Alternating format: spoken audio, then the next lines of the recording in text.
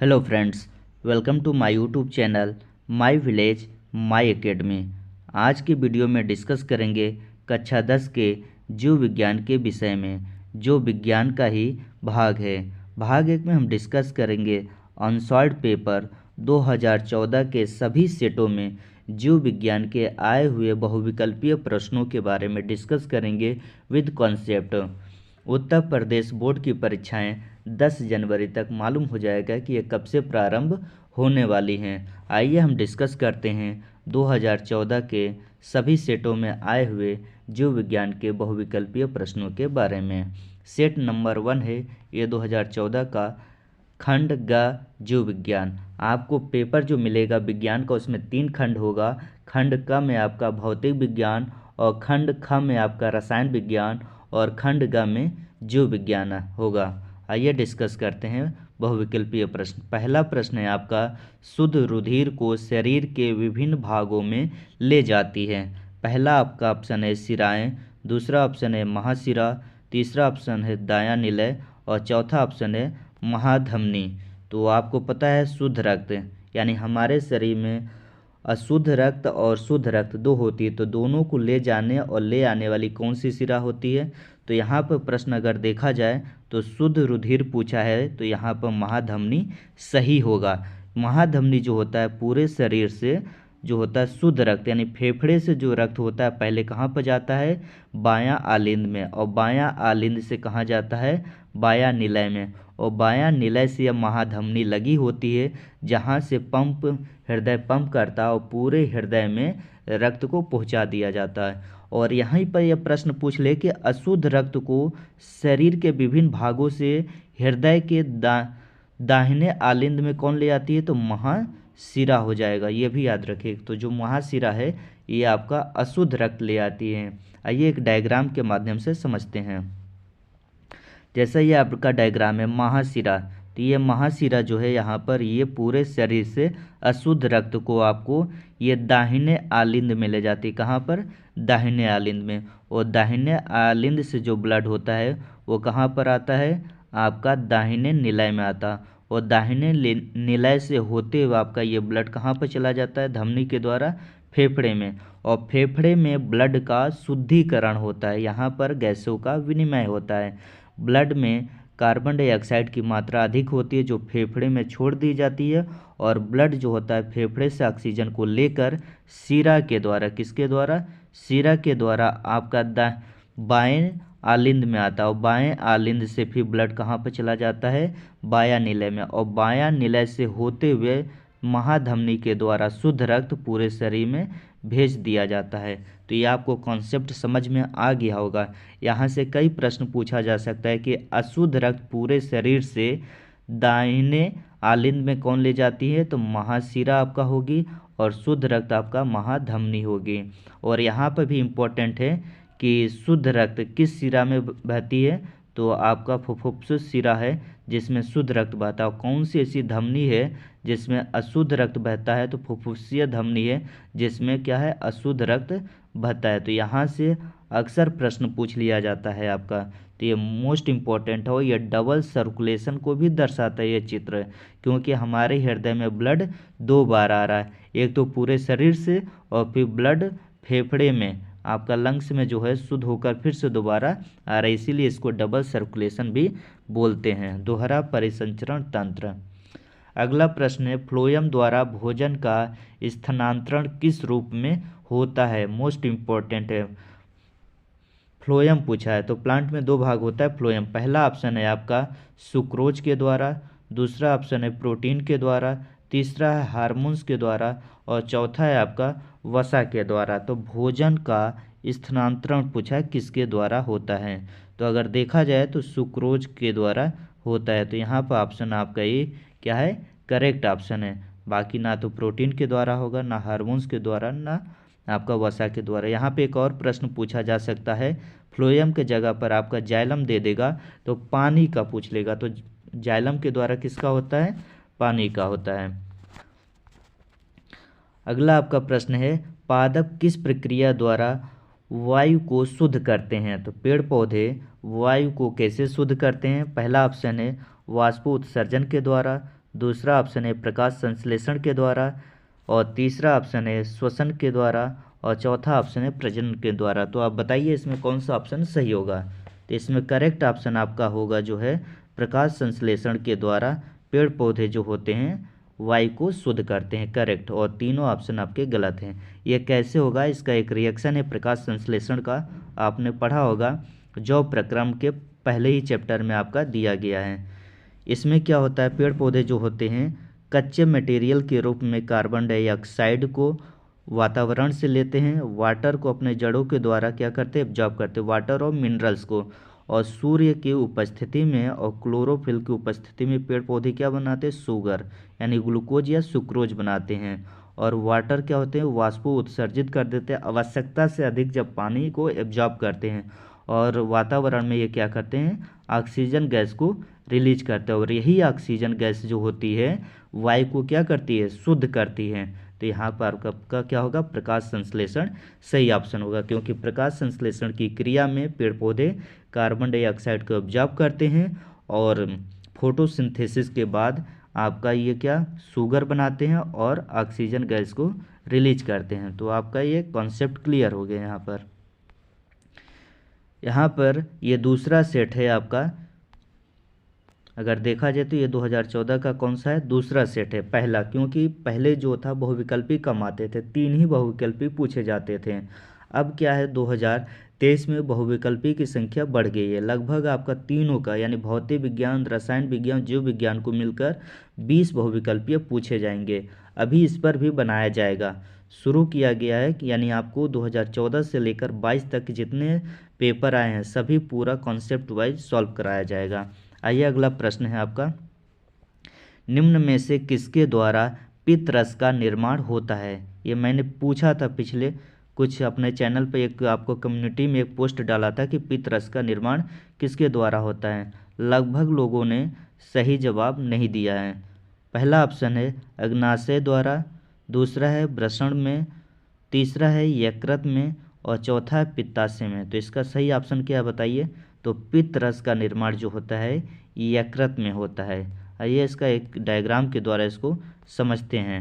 ये जो आपका लीवर है यानी इसी को बोलते हैं यकृत, ये आप देख रहे होंगे गाल ब्लैडर जिसको हिंदी में बोलते हैं पित्ताशय, और ये क्या है बाइल डक्ट जिसके द्वारा जो होता है डुओडेनम, यानी छोटी आंत के प्रथम भाग डुओडेनम को हिंदी में बोलते हैं ग्रहणी, और ये बाइल डक्ट और ये लीवर है, यानी पित्त का निर्माण जो होता है लीवर में होता है, और पित्ताशय में जो होता है पित्त क्या होता है, स्टोर होता है। तो यहाँ पर आपका सही ऑप्शन कौन सा होगा, यकृत होगा। तो ये आप डायग्राम को ध्यान से देख लीजिए, आपको समझ में आ जाएगा। और यहाँ पर पेनक्रियाज जिसको मिक्स ग्लैंड कहते हैं, पेनक्रियाज और गाल ब्लैडर की जो नली होती है ये एक ही होती है, दोनों एक ही संयुक्त रूप से कहाँ पर खुलती है, डुओडेनम में खुलती है। और यूरिन का निर्माण भी कहाँ पर होता है, यूरिन का निर्माण होता है ये भी आपका लीवर में होता है, ये मोस्ट इम्पॉर्टेंट है।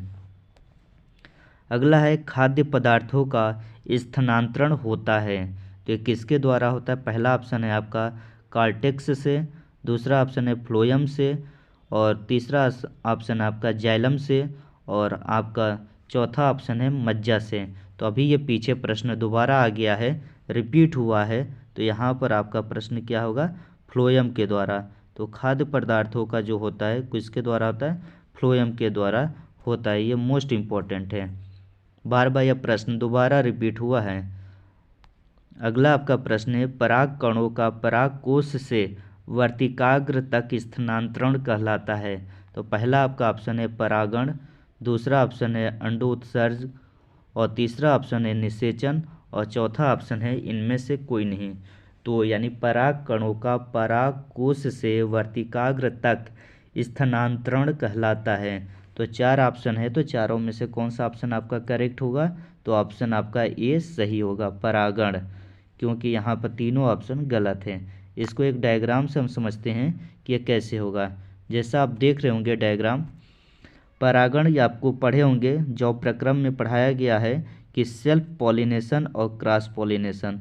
सेल्फ पॉलिनेशन क्या होता है, जब एक ही पुष्प पर आप देख रहे होंगे एक पुष्प में 2 भाग होते हैं, या आपको स्टामेंस होता है जिसको एंथर बोलते हैं, और बीच वाला भाग जो होता है फीमेल पार्ट होता है। जब इससे एंथर से क्या होता है, पॉलन ग्रेन्स निकल कर इसके वर्तिकाग्र पर आते हैं, तो इस प्रकार के जो बोलते हैं सेल्फ यानी स्वपरागण बोलते हैं, यानी सेल्फ पॉलिनेशन। जब एक पुष्प से दूसरे पुष्प पर इसके एंथर आते हैं तो इसको बोलते हैं क्रॉस पॉलिनेशन या पर परागण बोलते हैं। तो ये आपका इम्पोर्टेंट है और ये ऑप्शन आपका सही है, परागण बोलते हैं इसको। अगला आपका सेट है, तीसरा सेट है 2014 का, और पहला आपका प्रश्न है द्विनिषेचन जो होता है, द्विनिषेचन विशेषण लक्षण है, तो ये आपका किसका लक्षण है, तो इसमें दिया जंतुओं का है, यानी डबल फर्टिलाइजेशन पूछा गया है, किसका लक्षण है, तो जंतुओं का है, आवृत बीजी पादपों का है, अनावृत बीजी पादपों का है, और चौथा ऑप्शन है शैवाल का है। तो ये आपका मोस्ट इम्पॉर्टेंट है ये प्रश्न, और ये बार बार पूछा गया और ये आपको बताया भी गया है डबल फर्टिलाइजेशन। तो ये डबल फर्टिलाइजेशन जो आपका होगा आवृत बीजी पौधे को, इसको इंग्लिश में बोलते हैं एंजियोस्पर्म पौधे, यानी वे पौधे जिसमें पुष्प का निर्माण होता है। और डबल फर्टिलाइजेशन जो कैरेक्टर होता है आवृत बीजी या एंजियोस्पर्म पादप का, ये क्या है, विशेष लक्षण है। इसको आपको समझते हैं डबल फर्टिलाइजेशन होता है कि एक डायग्राम के द्वारा, ऐसा आप डायग्राम देखे होंगे और बनाया गया है। ये आपका डायग्राम जो है ओव्यूल का डायग्राम है, जिसमें आपकी 7 कोशिकाएं होती हैं, ऊपर जो सेल्स होती हैं जिन्हें एंटीपोडल, और नीचे आपकी जैसे सिनर्जिड्स और एग। जब ये पॉलन ट्यूब यहाँ से आता है तो पॉलन ट्यूब में 2 न्यूक्लियस होता है, और यहाँ पर क्या फिलीफार्म एपरेटस के द्वारा एब्जॉर्ब कर लिया जाता है, इसमें 2 न्यूक्लियस होता है। और ये क्या होता है, एक एग सेल से फर्टिलाइजेशन करता है, और दूसरा न्यूक्लियस जो होता है पोलर न्यूक्लियस या सेंट्रल न्यूक्लियस से फर्टिलाइजेशन करता है, इसलिए इसमें 2 बार फर्टिलाइजेशन होता है, इसीलिए इसको द्विनिषेचन कहते हैं। और ये जो द्विनिषेचन आपकी क्रिया है यह आवृत बीजी पौधों में पाया जाता है। अगला प्रश्न है, निम्न में से कौन सा आनुवांशिक पदार्थ है, आरएनए है आपका, डीएनए है, राइबोसोम है, और माइटोकॉन्ड्रिया है। इस टाइप के जब प्रश्न पूछे जाते हैं तो बहुत ही कन्फ्यूजन होता है, क्योंकि कुछ जीव जंतुओं में जैसे वायरस हो गया और बैक्टीरिया हो गया, इसमें आरएनए भी आनुवांशिक पदार्थ है। जब दोनों ऑप्शन होगा तो आप हमेशा याद रखिएगा आपको प्रीफर करना है डीएनए। क्या होगा, डीएनए करेक्ट एक्शन होगा यहाँ पर, डीएनए। तो निम्न में से कौन सा आनुवांशिक पदार्थ है, तो डीएनए होगा, क्योंकि जब आरएनए और डीएनए साथ साथ होते हैं तो हम डीएनए को यहाँ पे करेक्ट मानते हैं। अगला प्रश्न है आपका, पृथक्करण का नियम प्रस्तावित किया था, मोस्ट इम्पॉर्टेंट है, जिसे लॉ ऑफ सेग्रीगेशन कहते हैं या प्योरिटी ऑफ गैमीट के नाम से भी जाना जाता है। पहला ऑप्शन है मेंडल ने, दूसरा ऑप्शन है ओपेरिन ने, तीसरा ऑप्शन है डार्विन ने, और चौथा ऑप्शन है लामार्क ने। तो आपके अकॉर्डिंग ये ऑप्शन कौन सा सही है, मेंडल ने। आइए मेंडल के बारे में थोड़ा सा डिस्कस कर लेते हैं। ये आप देख रहे हैं मेंडल का है चित्र है, और मेंडल क्या है, अपना जो अध्ययन किया था ये मटर के पौधे पर किया था। ये इम्पोर्टेंट है, मेंडल ने अपना प्रयोग कहाँ पर किया था, मटर के पौधे पर किया था, जिसका बॉटनिकल नेम क्या होता है, पाइसम सेटाइवम होता है। मेंडल ने प्रयोग में आपका एक संकर क्रॉस कराया, यानी इसमें क्या है, पौधे के एक कैरेक्टर को लिया और द्विसंकर क्रॉस में पौधों के 2 लक्षण को लेकर आपस में क्रॉस कराया। एक संकर क्रॉस में यानी पौधे के कलर, यानी एक पौधा लाल और दूसरा सफ़ेद लिया, लंबाई या दूसरा कैरेक्टर ले सकता है कि पौधे क्या होते हैं, एक पौधा शुद्ध रूप से लंबा था और एक पौधा शुद्ध रूप से क्या था, बौना था, और इसमें 2 कैरेक्टर लिया। मेंडल के नियम, मेंडल ने 3 नियम दिया था, प्रभाविता का नियम, पृथक्करण का नियम और स्वतंत्र अभिवन का नियम। जो ये स्वतंत्र अभिवन का नियम है अक्सर पूछ लिया जाता है, ये किस पर आधारित है, तो डाई हाइब्रिड क्रॉस पर आधारित है, इसी से ये नियम निकला हुआ है, डाई हाइब्रिड क्रॉस से। ओके,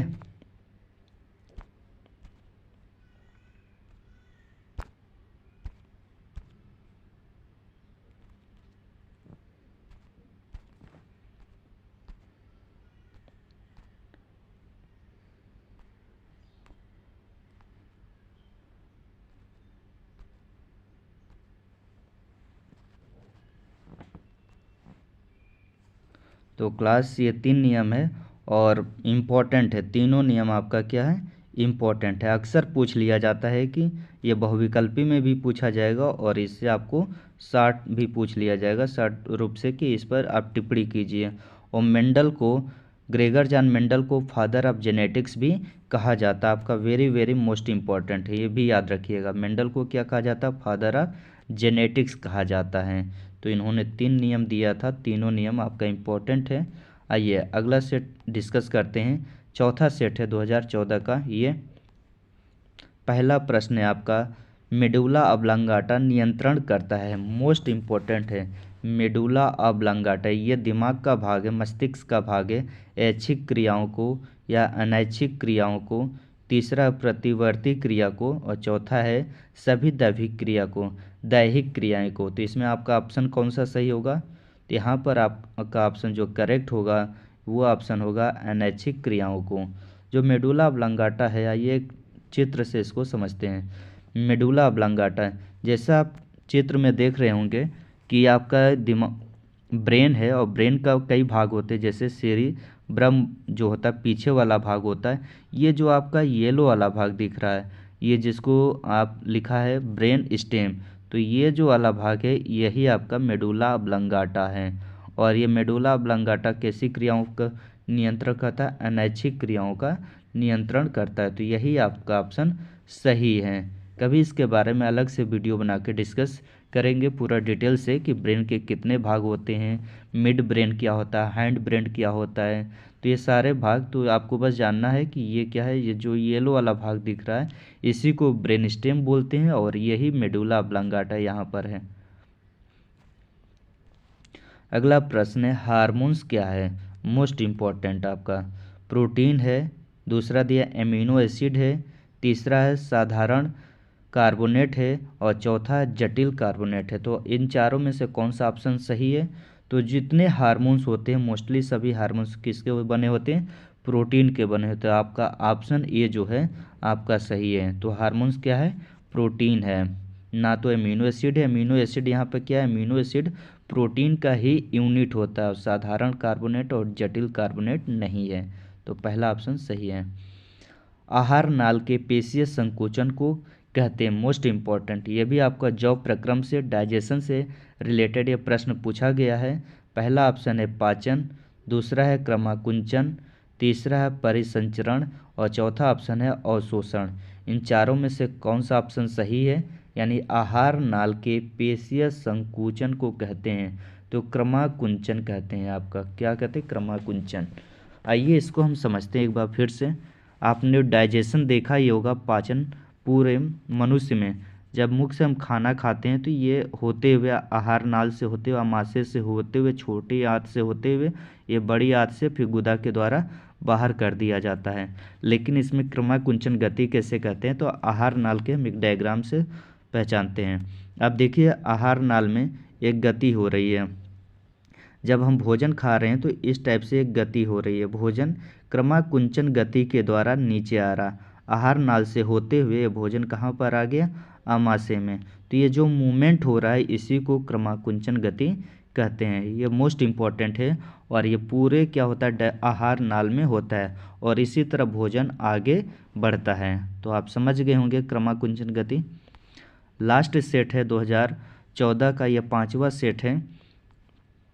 पहला प्रश्न है आपका, मनुष्य के मुख में लार ग्रंथियों की संख्या होती है, मोस्ट इम्पॉर्टेंट। 1 जोड़ी, 2 जोड़ी, 3 जोड़ी या 4 जोड़ी? आप बताइए कितने जोड़ी होती है मनुष्य के मुख में? 3 जोड़ी। कितने? 3 जोड़ी होती है, यह आपका सही है। आइए एक बार इसको एक डायग्राम से देख लेते हैं कितने जोड़ी होती हैं।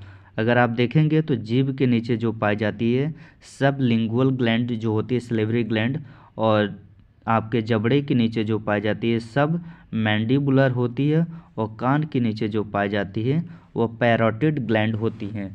तो 3 जोड़ी जो होती हैं हमारे मुख में लार ग्रंथियाँ पाई जाती हैं। तो ये आपको याद रखना, और इस पर ये शॉर्ट नोट्स भी पूछ लिया जाता है कि हमारे मुख में पाई जाने वाली लार ग्रंथियों के कार्य बताइए, इसकी उपस्थिति भी पूछ लेता है, तो आप ध्यान देंगे। अगला प्रश्न है, केवल नर में पाई जाने वाली ग्रंथि है, यानी नर में यानी मनुष्य में पूछी गई है कि कौन सी ग्रंथि पाई जाती है। पहला है प्रोस्टेट, दूसरा है जठर, तीसरा है पेरिनियल और चौथा है अग्नाशय। तो इन चारों में से क्या है, ये मेल रिप्रोडक्टिव पार्ट से पूछा गया है। ये मेल रिप्रोडक्टिव पार्ट से प्रश्न उठाया गया कि नर में पाई जाने वाली ग्रंथि कौन सी है। तो यहाँ पर क्या है, ये प्रोस्टेट जो ग्लैंड है, ग्रंथि है, यही नर में पाई जाती है और बाकी ये मेल फीमेल दोनों में पाई जाती है, सभी में पाई जाती हैं। आइए हम इसको देखते हैं एक चित्र में कि ये प्रोस्टेट ग्लैंड कहाँ पर पाई जाती है। ये मोस्ट इम्पॉर्टेंट है। जैसा आप ये चित्र देख रहे हैं, ये मेल का रिप्रोडक्टिव पार्ट है और इसमें आप ध्यान से देखेंगे ये क्या है, टेस्टिस है। टेस्टिस क्या उदर गुहा के बाहर पाई जाती है और टेस्टिस जो होता है एक स्क्रोटम से घिरा हुआ होता है और टेस्टिस में ही क्या स्पर्म का निर्माण होता है और इससे एक नली निकली है जिसको बोलते हैं वास डिफरेंस, जिसमें स्पर्म जो होते हैं स्टोर होते हैं। और ये नली जो है घूमते हुए आप देखिए यहाँ पर लिखा है प्रोस्टेट ग्लैंड, यहाँ पर है ये प्रोस्टेट ग्लैंड, मोस्ट इम्पॉर्टेंट है। अक्सर पूछ लिया जाता है कि ये ग्लैंड प्रोस्टेट ग्लैंड कहाँ पर पाई जाती है, नर या मेल, नर या मादा में पाई जाती है। तो आपको मानना है ये नर में पाई जाती है। और ब्लेडर जो होता है यूरिन के इकट्ठा करता है। तो आपको ये डायग्राम से देख लिए कि ये प्रोस्टेट ग्लैंड कहाँ पर पाई जाती है, ये नर में पाई जाती है। तो ये एक इमेज बन जाती है दिमाग में, दोबारा आप भूलेंगे नहीं। अगला प्रश्न है, पृथक्करण का नियम प्रस्तुत किया था। अभी ये प्रश्न आया, लामार्क ने, डार्विन ने, ह्यूगो डिब्रिज ने, मेंडल ने। अभी इसको हम डिटेल से डिस्कस किए थे मेंडल के बारे में। पृथक्करण का नियम किसने दिया था, तो मेंडल ने दिया था। तो इसमें आपका डी ऑप्शन सही है। तो क्लास इसी के साथ ही ये आपका 2014 के 5 सेटों में जितने बहुविकल्पी प्रश्न आए थे जीव विज्ञान से रिलेटेड, सभी को हमने विद डायग्राम और कॉन्सेप्ट से डिस्कस किए हैं। आगे भी इसके पूरे सीरीज को हम डिस्कस करेंगे। 2014 से लेकर 2022 तक के सभी पेपरों को हम डिस्कस करेंगे और 2023 के कम से कम 2 मॉडल पेपर भी। और आपने इसको देख लिया या 2-3 बार तो इससे बाहर कुछ नहीं आएगा। तो क्लास अभी तक आपने हमारे चैनल को सब्सक्राइब नहीं किए हैं तो कृपया फ्रेंड्स हमारे चैनल को सब्सक्राइब और शेयर ज़रूर करें, क्योंकि वीडियो बनाने में मेहनत लगती है। तो फ्रेंड्स अगली वीडियो में मिलते हैं, तब तक के लिए जय हिंद, जय भारत।